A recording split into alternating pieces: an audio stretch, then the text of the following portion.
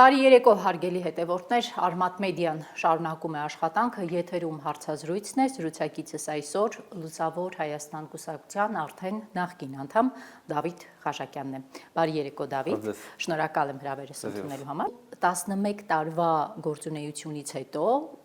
լքեցիր Լուսավոր Հայաստան կուսակցությունը կամ լքեցիր Էդմոն Մարուքյանին, ինչու՞։ Դե ես անձնապես այդպես չէի նայի, որ անդամ որևէ մեկին լքել եմ, ես հույս ունեմ պահպանել բոլոր իմ նախկին կուսակից գործընկերների հետ լավ հարաբերություններ, համենայն դեպս իմ տրամադրվածությունը այդպիսին է, բայց եթե ամփոփ ասեմ, ամեն ինչ հանգուցալուծվեց նախընտրական շրջանում, երբ մենք պատրաստվում էինք մասնակցել ընտրություններին,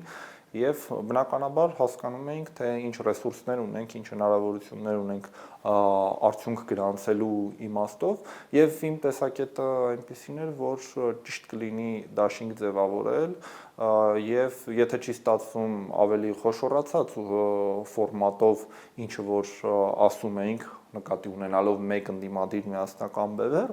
ապա շատ լավ կարելի է այլ խոշորացման ֆորմատներ փնտրել, որովհետև 21 թվականի դառը փորձն ունեինք, 1.2% արձանագրեցինք այն պայմաններում, որ ունեինք շուրջ 18 падգամավոր, շատ ավելի մեծ ռեսուրսներ եւ ես ասում եի, որ ես չեմ տեսնում պատճառ, թե ինչու պետք է 1.2-ը էապես աճած լինի, եկեք գնանք խոշորացման ճանապարհով, իսկ եթե դա ի վերջո չի ստացվում, եկեք արձանագրենք այդ իրավիճակը եւ մասնակցությունը պարզապես ինքնանպատակ չդարձնենք, շատ հաճախ խոսք տեղ հասցնելն էլ է լավ, բայց այս իրավիճակում ինչ էր սեղանին դրված, այն որ փոշիացվող ձայները կարող են որոշակի էական նշանակություն ունենալ եւ այս իմաստով մեզ մոտ կարծիքների տարբերություն ձևավորվեց եւ թիմի զգալի մասը մոտիվացված էր մասնակցելու եւ ես ճիշտ եւ բարոյական չհամարեցի հետ համոզել նրանց ասելու որ չէ եկեք չմասնակցենք եւ ամեն գնով կռիվ տալու կոտրելով իրենց այն մոտիվացիան, որ ես իսկապես տեսնում էի։ Եվ դրա համար հանգեցի նրան, որ ավելի ճիշտ կլինի, որ ես քաշվեմ մի կողմ եւ ասեմ, որ դուրս եմ գալու կուսակցությունից, պարզապես դրա մասին հայտարարել հետընտրական շրջանում։ Ինչու՞։ Հավելյալ վնաս չհասցնելու համար։ Տեսեք, Լուսավոր Հայաստան կուսակցությունը այնպես չէ, որ ունի կադրային շատ հարուստ բազա, այնտեղ Էդմոն Մարուքյանն է, դուք եք, Կարպիս Փաշոյանն է նոր միացել եւ եւս մի քանի երիտասարդներ։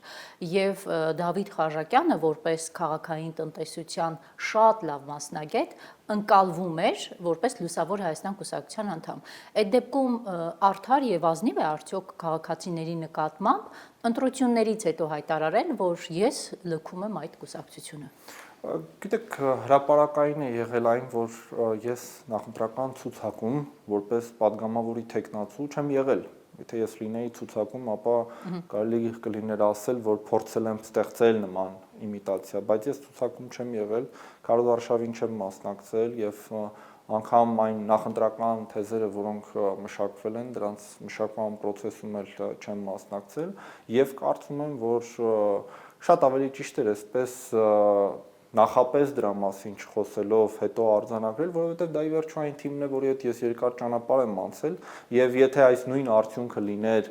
իմ հրապարակային դուրս գալու պայմաններում, ապա ինձ կարող էին մեղադրել, որ այդ արդյունքի պատճառը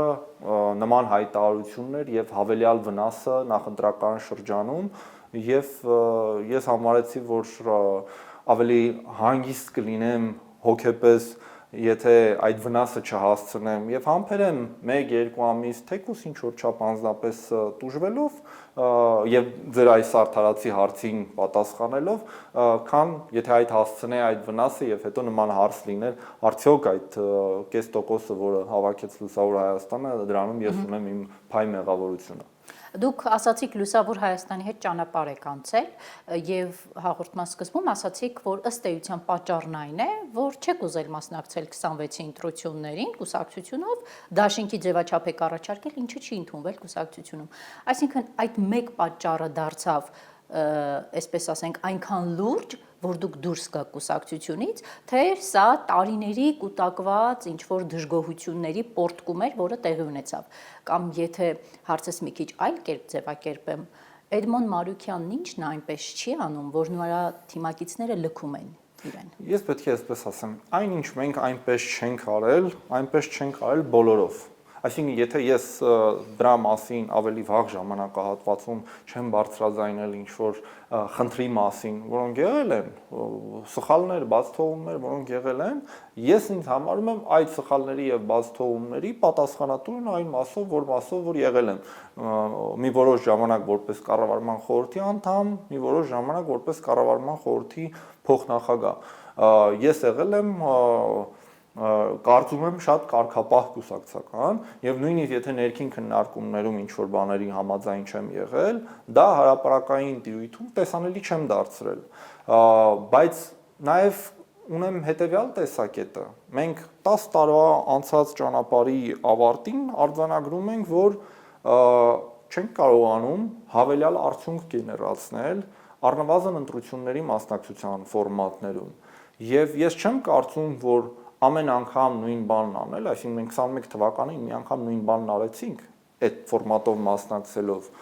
քանի անգամ դա պետք է կրկնվի։ Ի վերջո կուսակցության նպատակը ոչ միայն խողովակ է հարցազրույցներ տալու եւ հանրային խոսք ասելու, այլ գլխավորապես ընտրվելու տարբեր ընտրովի մարմիններում։ Եվ իմ զգացողությունն այնպիսին էր, որ ավելի մեծ ներդրում ես չեմ կարող ունենալ, ավելի մեծ արդյունք այդ ֆորմատում ես չեմ կարող ստեղծել։ Ինչու, որովհետև Էդմոն Մարուքյանը ձեր առաջարկը չէր լսել ավելի մեծ արդյունք արձանագրելու մասով։ Ուզում եմ հասկանալ ձեր նախկին արդեն կուսակցությունում առաջարկներ լսելու, դրանք ընդունելու պրակտիկան չկա, դրա համար են երիտասարդ, բանիմաց մասնագետները լքում այդ կուսակցությունը, ու հիմա Լուսավոր Հայաստանը ըստ էության մնում է մարդ կուսակցություն։ Դե ես այդ գնահատականները չեմ տա, բայց կասեմ, որ առնվազն այս ընտրություններում մասնակցության չմասնակցության հարցը շատ անկյունաքարային էր, այսինքն դա ինձ համար այնքան կարևոր էր, որ ես չէի կարող պարզապես ասել դե ինչպես թիմը որոշի, այդպես կառաջնորդվենք, բայց ակնհայտ էր, որ թիմը որոշել է մասնակցել առանձին ձևաչափով։ Ընդ որում ես պետք է նաև ասեմ, որ շատ մեծ ջանքեր եւ փորձեր են իրականացվել այդ դաշինքը ձևավորելու։ Տարբեր պատճառներով դա չի ստացվել եւ վերջում կար հնարավորություն ընտրելու, ի վերջո մասնակցել թե չմասնակցել։ Թեպետ ես չեմ կարծում, որ դաշինք ձևավորելու հնարավորությունը իսպառ վերացած էր եւ մենք դրա մասին քննարկումներ ունեցել ենք եւ այդտեղ կարծում եմ նաեւ շատ այլ ուժեր, ովքեր էլի առանձին մասնակցեցին եւ չհաղթահարեցին նախընտրական շեմը, իրենց բացթողումն ունեն, բայց ամեն դեպքում որոշումը եւ տրամադրվածությունը այնպեսին էր, որ շատ լավ, ուրեմն գնում ենք առանձին մասնակցելու եւ ակնկալիքը թիմի ավելի մեծ էր բնականաբար, քան արդյունքը որ կար։ Իմ ակնկալիքը այն էր, ինչ արձանագրվեց։ Ըստ ձեզ ինչ արձանագրվեց, արդյոք այն, որ Լուսավոր Հայաստանը դարձավ ձայն փախցնող։ Դե ձայն փախցնելը որն է, հիմա կես տոկոս ինչքան որ տարավ Լուսավոր Հայաստանը, դա Լուսավոր Հայաստանի ընտրողների ձայներն էին։ Մաքուր էլեկտորատ է, ինչպես ասում են։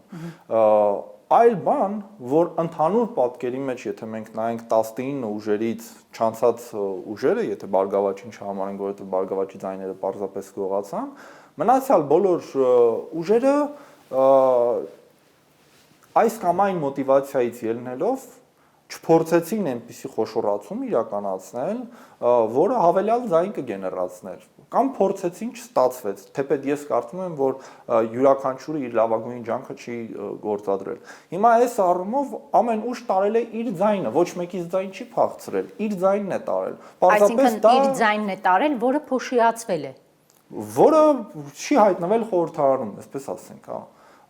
Բայց որը կարող էր ավելի մեծ արդյունք ապահովել եւ ի վերջո այդ իշխանափոխությունը տեղի ունենար։ Ընդ որում այդ չխոշորացման բանը վերաբերում է նաեւ խորհրդարան անցած ուժերին, որովհետեւ իրենք էլ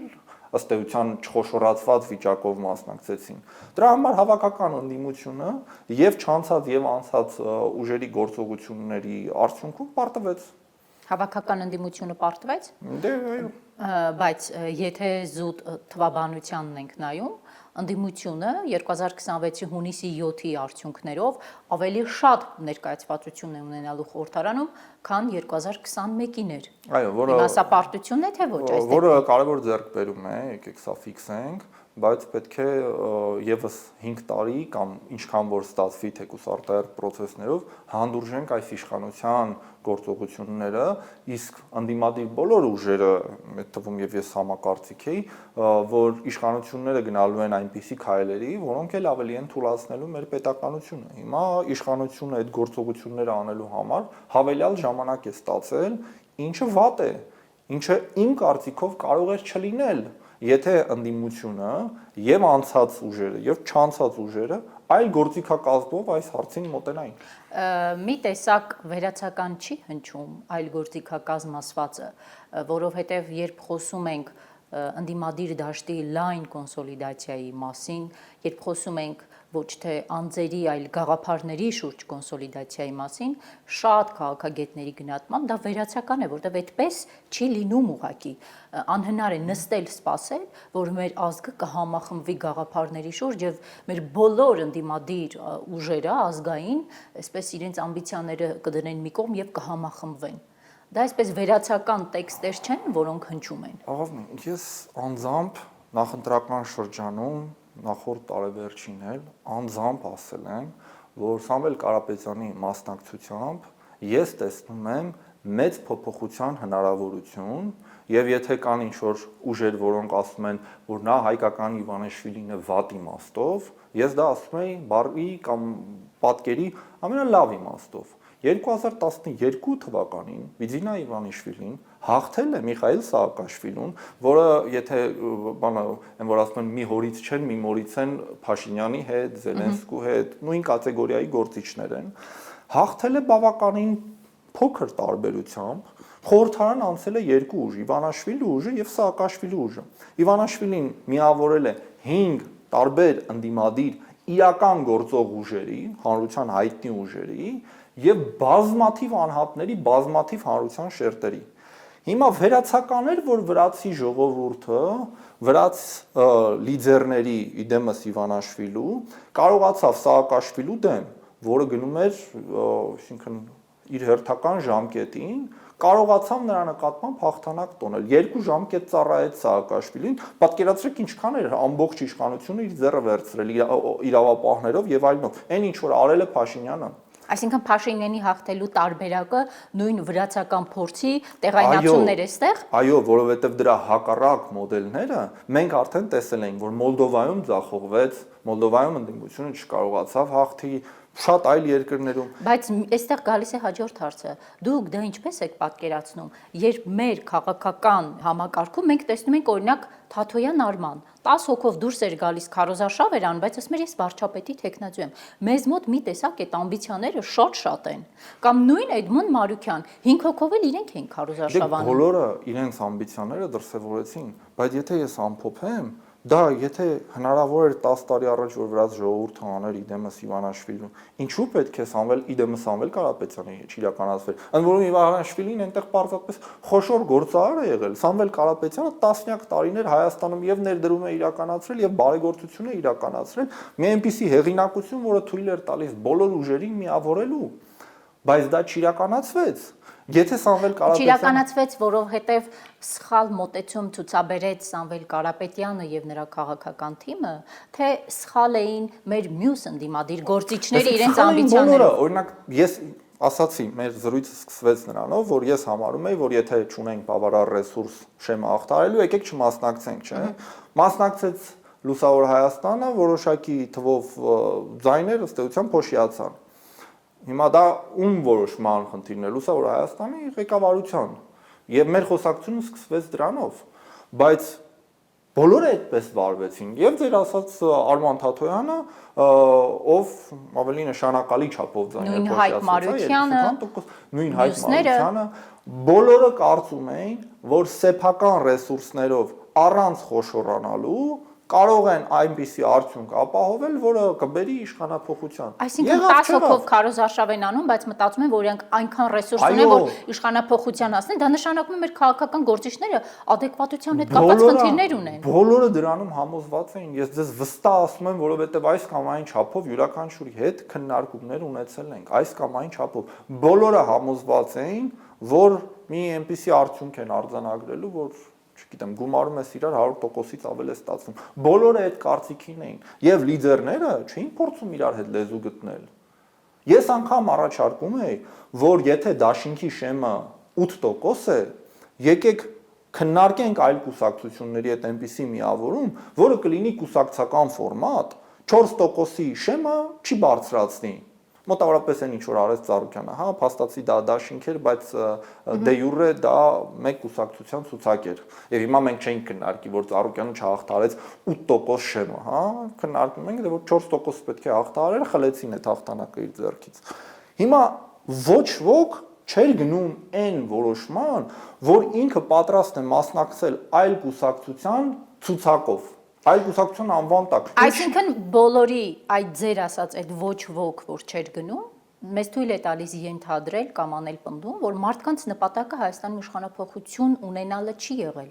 Դե կարող ենք ասել եղել է իշխանափոխությունը, բայց ոչ այն գնով, որ իրենք իրենց ամբիցիաները զիջեն։ 10 հոգով գնում էին իշխանափոխության։ Այո, ես դες ասեմ ավելին, Փաշինյանն էլ է այդ նույն հիվանդությամբ տառապելով տուժվել, որովհետև իր նպատակը ի վերջո եղել է համանդրական մեծամասնություն ստանալը, վստահ եմ, եթե ինքը համանման տիրույթում միավորում աներ Արամ Սարգսյանի հետ, Արման Բաբաջանյանի, մյուսների,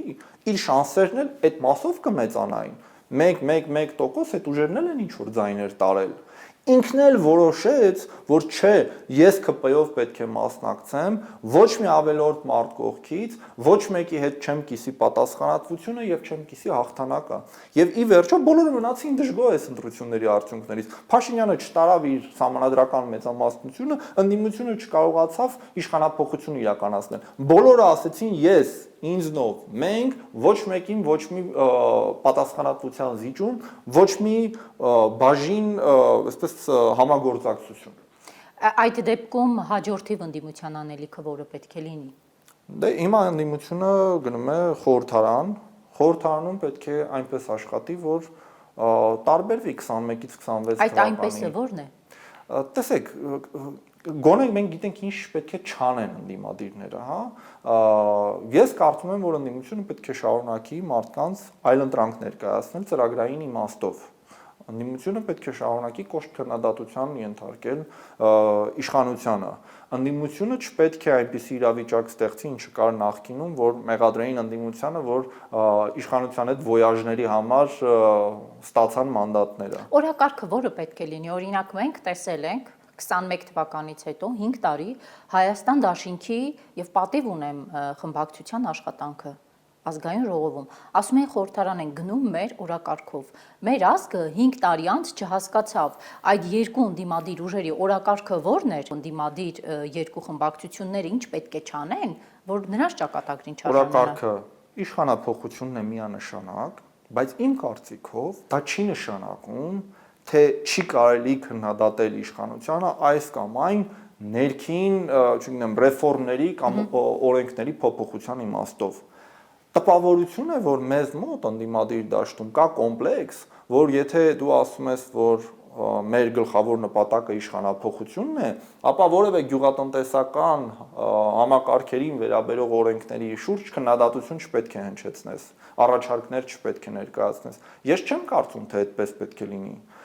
Ես երբ ընդդիմադիր ավականու անդամ էի, քննադատում էի հնարավոր ամեն ուղղությամբ, բայց նաև հետո երբ արդեն Ավինյանը ընտրվեց, պնդում էի, որ նա որպես քաղաքապետ լեգիտիմ չէ։ Հիմա այլ պնդում եմ, բայց եթե ես լինեի ավականում, չէի դադարելու նրան քննադատել այս կամ այն ավականու որոշման համար։ Հիմա այս իմաստով ընդդիմությունը ես կարծում եմ պետք է լինի մասնակցային, բայց դա չի նշանակում, որ դրանով պետք է դադարի համարել, որ գլխավոր նպատակը իշխանափոխությունն է։ Այդպես ես կարծում եմ Հայաստան դաշինքը իր ձայների 2/3 կորցրեց։ Դրա համար ուներ 30 քանի տոկոս, հիմա ունի 9%։ Տեսեք, մենք սովորաբար տեսնում ենք, թե առհասարակ հավաքական ընդդիմությունից քանի քայլ առաջ է իշխանությունը։ Այո, իշխանությունը ունի լծակներ են, որ ասում են պետության դեմ իսկապես խաղ չկա, պետական լծակները ձեռքում են եւ մի քանի քայլ առաջ է։ Ես տեսնում եմ, որ սովորաբար Փաշինյանը երբ ինքը հաղթում է, հա, ինչ որ չի հանգստանում, շարունակում է գերակտիվ աշխատել, մարզային այցեր, խոշորացնում է բոլոր համայնքները, բոլոր տիմերի ընտրություններից առաջ, հա։ Հիմա արդյոք մեր այս խորհրդարան անցած ընդդիմության առաջնային անելիքը չպետք է լինի, նաև գերակտիվ լինել տիմերում, փորձել այնտեղ ունենալ, այսպես ասած, ընդդիմադիր տեխնացուներ, որպեսզի համապետական մակարդակում գործն ավելի հեշտանա։ Վստահ եմ, որ այդպես պետք է լինի, բայց նախ թույլ տվեք իմ զարմանքը արտահայտեմ, որ օրինակ Սահմանադրական դատարանի հետ ամբողջ գործընթացում ընդդիմությունը գտնվեց գերպասիվ։ Ընդդիմադիր շատ լիդերներ անգամ գնահատական չհնչեցրեցին ընտրությունների հետ կապված, իրավիճակի հետ կապված։ Օրինակ հիմա պարոն Թաթոյանի հարցազրույցները կամ ավելի շուտ լայվերը երբ նայում եմ, ինձ մոտ տպավորություն է, որ ինքը առանց հայտարարելու դրա մասին վերադարձել է իր նախկին մասնագիտական գործունեությանը։ Ես դա չեմ կարող ընկալել։ Այսինքն եթե դու հայտ ես ներկայացրել մարդկանց էական չի խոստումներ ես տվել, քվեարկել ենք, ես չենք քվեարկել։ Ուր ես հիմա եւ ինչ գնահատականներով։ Եվ անկեղծ ասած ինձ համար նաև զարմանալի էր, որ շատ տեխնիկական ինչ-որ հարցեր էին Սահմանադրական դատարանում բարձրաձայնում։ Իմ կարծիքով բոլոր ընդդիմադիր ուժերը պետք է կենտրոնանային Բարգավաճ Հայաստանի գողացված ձայների վրա։ Միևնույն է իշխանությունը դա չէր վերադարձնելու, բայց շատ ավելի ցցում կլիներ, որ իշխանությունը չունի լեգիտիմություն այնքան, որ մի ամբողջ ֆրակցիայի զրկում է իր ներկայացվածությունից։ Ինչ վերաբերում է սպասվող թիմ ընտրություններին, այո, ես ունեմ համոզմունք, որ ընդդիմությունը պետք է շարունակի թիմ ընտրություններին մասնակցել, որովհետև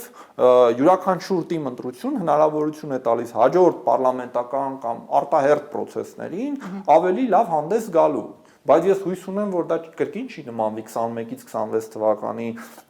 իրադրություններին, երբ շատ ու շատ ընդդիմադիր թիմ ղեկավարներ ընտրվելով դարձան իշխանության հետ համագործակցող ուժ, ոչ միայն համագործակցող, նաև այս ընտրություններին սատարեցին, հա, իշխանությանը։ Ես հույս ունեմ, որ շատերի դեպքում այդպես չի լինի։ Իսկ որ այդպես չլինի, դրա երաշխիքը այն է, որ ներգրավեն մարդիկ, ովքեր ունեն քաղաքական պատասխանատվություն։ Մարդ, ով քաղաքական պատասխանատվություն չունի եւ թիմերում ընտրվում է պարզապես ընտանեկան ինչ-որ բերումով, մեծ ցեղ է դրա համար տվյալ համայնքում ընտրվեց, այդ մարդուց քաղաքական պատասխանատվություն հայցելու խնդիր չի կարող դրվել։ Դրա համար պետք է դերակատարները, մասնակիցները քաղաքական լինեն։ Կստացվի դա ընդդիմության մոտ եւ արդյոք խորհրդարան կգործուղեն քաղաքական դերակատարներին եւ որքանով այսպես էֆեկտիվ կաշխատեն, դա դեռ կտեսնենք։ Իդեպ քաղաքական դերակատարների եւ ճիշտ մարդկանց ընտրելու համատեքստում, եթե դիտարկենք 2028-ին Երևանի ավականու ընտրություններ են, Արմատ Մեդիան ավելի վաղ հրապարակել էր տեղեկություն, որ Նիկոլ Փաշինյանը Երևանի քաղաքապետի պաշտոնում ունի ցանկություն տեսնելու Ալեն Սիմոնյանին եւ Ալեն Սիմոնյանը 2 տարի այսպես դադար կտա քաղաքական դաշտում ակտիվ չի լինի եւ պատրաստվում է Երևանի քաղաքապետի ընտրություններին, հա։ Դուք ինչ եք պատրաստվում անել, արդյոք ձեզ կտեսնենք որևէ այլ քաղաքական ուժի հետ համագործակցության դաշտում, մասնավորապես Երևանի ավականու ընտրություններին ընդառաջ։ Ես կարծում եմ, որ Երևանի ընտրությունները չափազանց կարևոր են, նախ որովհետև դա Երևանն է։ Երևանում իշխանափոխությունը կարող է լուրջ քաղաքական տեղաշարժեր իրականացնել եւ հենք ստեղծել իսկապես իշխանափոխության համար։ Աշխարհի շատ տարբեր երկրներում ընդդիմադիր առաջնորդները մայրաքաղաքներում հետո կարողանում են իշխանափոխության մեջ մեծ իրենց ներդրումն ունենալ։ 28 թվականի ընտրություններին մասնակցելու տրամադրվածություն ես ունեմ։ Համարում եմ, որ պետք է եղած փորձառությունից այս ընտրությունների դասեր շարունակել քաղել եւ չստեղծել այնպիսի ձևաչափ, որը չի հաղթահարի շեմը, կամ չստեղծել այնպիսի ձևաչափ, որը իշխանությանը հնարավորություն կտա վերարտադրվել, ինչպես եղավ 23 թվականին, երբ ընդդիմությունից ձայներ գողացվեցին ըստ էության։ Ընդդիմությունը իհարկե մեծ անելիք ունի, հասկանալի է, որ մասնակցելու են այդ ընտրություններին եւ իրենց մասնակցության ձևաչափից ու որոշումներից է կախված լինելու, որքանով այդ ընդդիմադիր թեկնածուն մրցունակ կլինի, որովհետեւ մենք գիտենք, որ Տիգրան Ավինյանը չստանալով մեծամասնություն շուրջ 30% կարողացավ նման ձայն ապահովել, բայց էլի եկեք, այսպես ասած, արխային չմնենք, դա չի նշանակում, որ իրենք չեն փորձելու ավելի շատ ձայն ստանալ հաջորդ ընտրություններին, որովհետև եթե Փաշինյանը պակաս ներգրաված էր նախորդ քաղաքային ընտրություններին, հիմա արդեն ենթադրելի է, որ իր ամբողջ ռեսուրսը այստեղ ներդնելու է։ Հիմա արդեն իրենք որևէ դեմոկրատական կանոն չեն ճանաչում։ Ինչ ուզում անում են եւ մենք դա տեսնում ենք։ Կառավարության փողերը ներդնում են, նախընտրական քարոզչություն իրականացնելու մեջ նկատի ունեմ բյուջեով փորձում են մարդկանց շահագրգռել։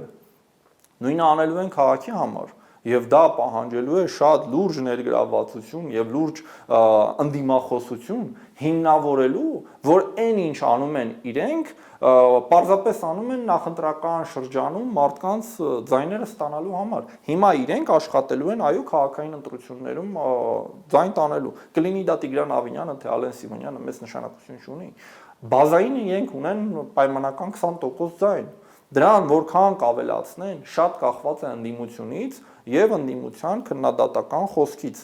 Կկարողանանք հիմնավորել, որ Տիգրան Ավինյանը ձախողել է քաղաքային կառավարումը, կկարողանանք հիմնավորել, որ երբեք քաղաքային կառավարումը այսքան վատ չի եղել, մարդիկ կլսեն դա եւ կհասկանան։ Տեսեք, երբ ասում եք կկարողանանք հիմնավորել, որ քաղաքային կառավարումը երբեք այսքան վատ չի եղել, ձեզ կարող են հակադարձել փողոցներում աղբը թափում են, ասֆալտը փռված է, նոր ավտոբուսները բերել են,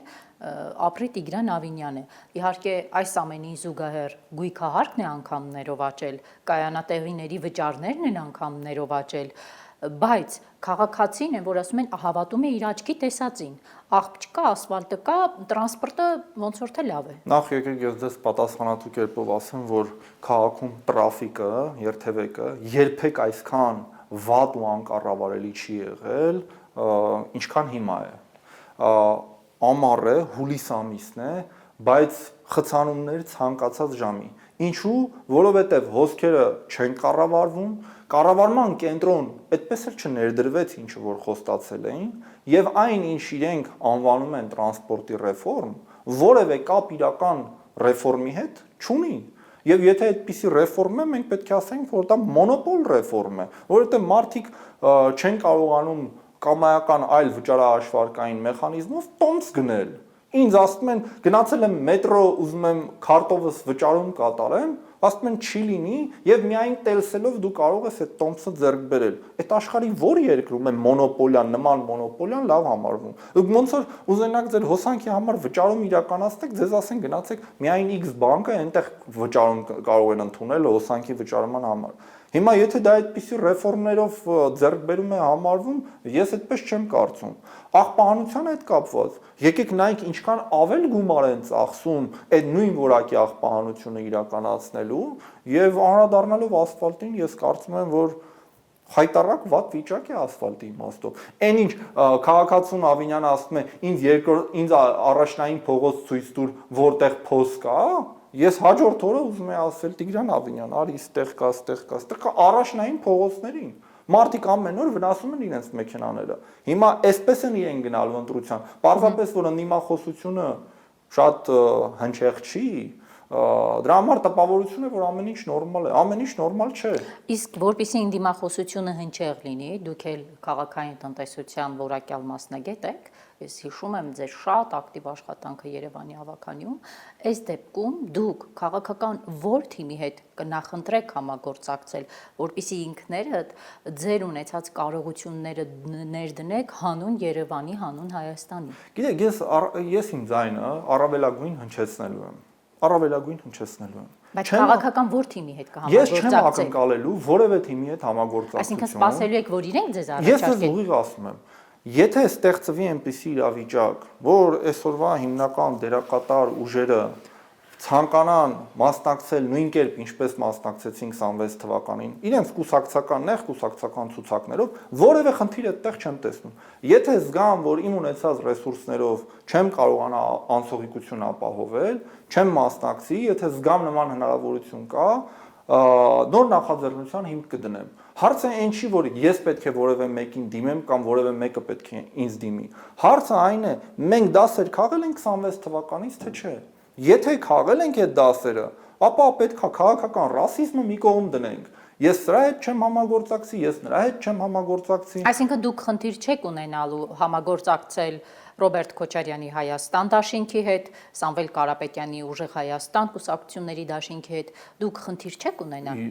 Տեսեք, իրենք ներկայացված են պարլամենտում, թե ինչպիսի դիմադիր աշխատանք իրենք կծավալեն եւ առասարակ կմասնակցեն թիմ ընտրություններին թե ոչ դա կտեսնենք որովհետև Հայաստան դաշինքը թիմ ընտրություններին որևէ թիմ ընտրության չի մասնակցել ուստի համար նման հարց չկա անգամ ուժեղ Հայաստանը նոր դերակատար է պետք է տեսնենք մինչև 28 թվականը ինչպիսի ընդդիմություն է ուժեղ Հայաստանը եւ ավելի ուժեղացած է մասնակցելու քաղաքային ընտրություններին թե ոչ բազմաթիվ հարցեր կան իմ ակնկալիքները եւ սպասումները այս ընտրություններից առնվազն մի 5-6 ամիս առաջ այնպիսին էին, որ ես ինձ մեջ նաև որպես ընտրող հիասթափություն եմ զգում։ Մինչև 28 թվականը շատ ջրեր կհոսեն, բայց յուրաքանչյուրս պետք է մեր մասով մեր դասերը քաղենք։ Ես իմ շատ դասեր քաղել եմ, հավատացեք, ես էլ անսխալական չեմ եղել։ Եվ վերջում Էդմոն Մարուկյանն ինչպես ընդունեց ձեր կուսակցությունից դուրս գալու լուրը, խոսել եք հետը։ Դե որքան ինձ համար էր դա ցավալի հայտնելը, կարծում եմ այդքան էլ պարոն Մարուկյանի համար էր դա լսելը։ Ցավոք ես որոշակի զգում եմ, որ դա մեր անձնական հարաբերությունների վրա ազդել է։ Նեղացել է ձեզանից։ Չգիտեմ, նեղացել է թե ոչ, ես առ չեմ ունեցել այդ հարցի շուրջ այսպես անկեղծ ուղիղ զրույց ունենալու, բայց ես հասկանում եմ, որ պարոն Մարուկյանը լինելով քաղաքական մարդ, առաջնային դասում է իր քաղաքական գործունեությունը եւ համարելով արդեն ինձ որպես իր նախկին թիմակից հավանական է որ այլևս չի վերաբերում անձնապես այնպես ինչպես կվերաբերվեր իր թիմակցին սա ինձ համար փոքր-ինչ ցավալի է որովհետեւ ես համարում եմ որ այդ մեր 10-11 Այսինքն անձնական հարաբերությունները փչացել են Դե փչացել են, չեմ փչացել, բայց որոշակի пассивացել են, այսպես ասենք, ինչը ինձ համար փոքրինչ ցավալի է, որովհետև ես տեսակով նաև այնպեսին եմ, որ անկախ քաղաքական թևից, եթե ես որևէ մեկի հետ անձնական հարաբերություն ունեմ, դեռևս 17 թվականից հանրապետականներից սկսած, առնվազն այդ անձնական կապի եւ քաղաքական մրցակցության սահմանները միշտ փորձել եմ այնպես նուրբ գծել, որ անձնականում առնվազն այսպես հակակրանք չառաջանա տեսնենք ինչպես իրադրությունները կզարգանան ամենայն դեպս ինձ համար սա ամենացանկալի վիճակը չէր բայց մյուս կողմից էլ մենք ստեղծել ենք մի ուժ որը իր դերակատարում ունեցավ իր աշխատանքը կատարեց եւ ես հենց այս բառերով էլ ասացի պարոն Մարուկյանին որ համարում եմ որ ինձ սպառել եմ լուսավոր Հայաստանում չեմ կարող տալ ավելին, չեմ կարող վերցնել ավելին եւ դա կարծում եմ յուրաքանչյուրը լուսավոր Հայաստանում կարող է իր համար այդ հետևությունը անել։ Եթե դեռ ունեն ավելին անելու ռեսուրս, ես դրա համար միայն ուրախ կլինեմ։ Շնորհակալ եմ։ Ձեզ եւս։ Արգելի հետևորդներ, հիշեցնեմ Մարմատ մեդիայի եթերում զրուցակիցս Դավիթ Ղաժակյանն էր, կհանդիպենք վաղը։